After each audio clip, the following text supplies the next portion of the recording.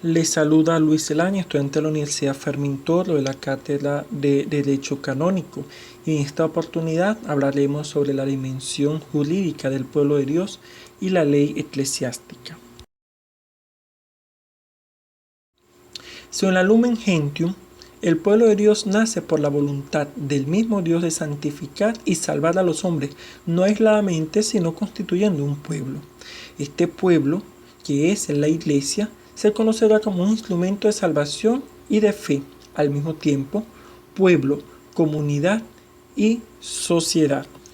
Este pueblo es constituido por todos los bautizados que han recibido a nuestro Señor Jesucristo en su misión redentora y que poseen la misma condición de libertad y dignidad de hijo de Dios, cuya ley suprema es el amor y así busca dilatar el reino de Dios en medio del mundo. En cuanto a su dimensión comunitaria, la Iglesia es un pueblo constituido para hacer comunión de vida, de caridad y de verdad, el cual tiene como bien el Señor la fe, el bautismo, el credo, unos sacramentos y un régimen que son necesarios para una verdadera comunión. Esta fe que es recibida en el bautismo puede perderse de una forma total o parcial, de forma total con el cismático y en forma parcial puede ser de hecho cuando se hace la pérdida de la fe con el abandono de las prácticas religiosas o de derecho con la excomunión. La Iglesia posee entonces una estructura jerárquica y es el bautismo el que ordena o estructura sacramentalmente al pueblo sacerdotal de Dios. Nuestro Señor Jesucristo instituyó este pueblo para hacer comunión de vida, de caridad y de verdad. Los bienes de esta comunión son el Señor, la fe, el bautismo, un credo, unos sacramentos, un régimen. Son necesarios para una verdadera comunión. En cuanto a la pérdida de la comunión, puede ser total, parcial, de hecho y de derecho. La comunión total es cuando hablamos del cismático.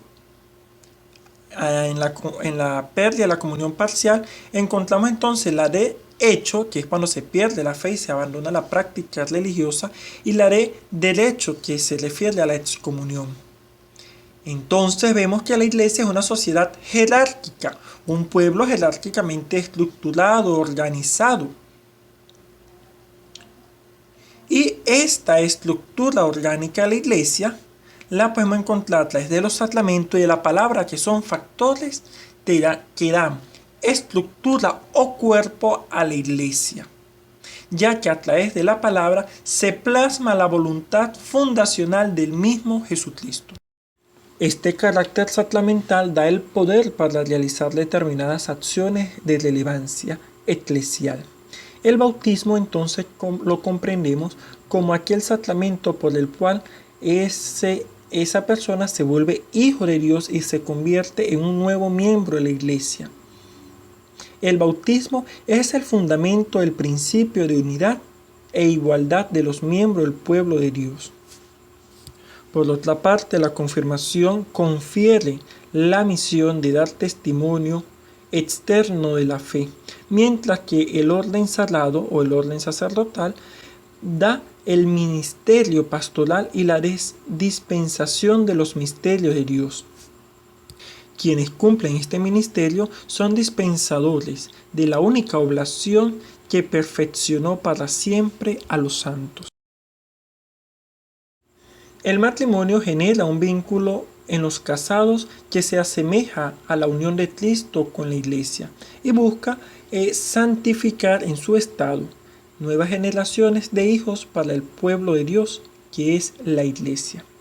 La Eucaristía es el centro y cumbre de toda la vida cristiana y de toda la Iglesia. A través de él se da la unión entre los fieles y el cuerpo de Cristo. Es importante resaltar que todos los sacramentos se ordenan a la Eucaristía, que significa y realiza la unidad del pueblo de Dios. Por su parte, la confesión permite recuperar la plena comunión, es decir, que a través de este sacramento se recibe la gracia misericordiosa y redentora de nuestro Señor Jesucristo. La ley eclesiástica se promulga mediante su publicación en el boletín oficial, a no ser que en casos particulares se hubiera prescrito otro modo de promulgación, y entrará en vigor transcurridos 3 meses, salvo que obliguen inmediatamente por la naturaleza del asunto. Las leyes particulares se promulgan según el modo determinado por el legislador y comienzan a obligar pasado un mes desde el día en que fueron promulgadas. A efectos canónicos se consideran leyes invalidantes o inhabilitantes aquellas en las que expresamente se establece que un acto es nulo o una persona es inhábil. Las leyes eclesiásticas obligan solamente a los católicos que tengan uso de razón suficiente, y si el derecho no dispone expresamente otra cosa, hayan cumplido 7 años. Las leyes no obligan en la duda de derecho. En la duda de derecho cabe la dispensa del ordinario. La ignorancia o el error acerca de las leyes invalidantes o inhabilitantes no impiden su eficacia. La interpretación auténtica manifestada en forma de ley tiene igual fuerza que la misma ley y debe promulgarse. La ley posterior abroga o deroga a la precedente, si así lo establece de manera expresa o es directamente contraria a la misma, u ordena completamente la materia que era objeto de la ley anterior. Sin embargo, la ley universal no deroga en nada el derecho particular ni el especial, a no ser que se dispongan expresamente otras cosas en derecho.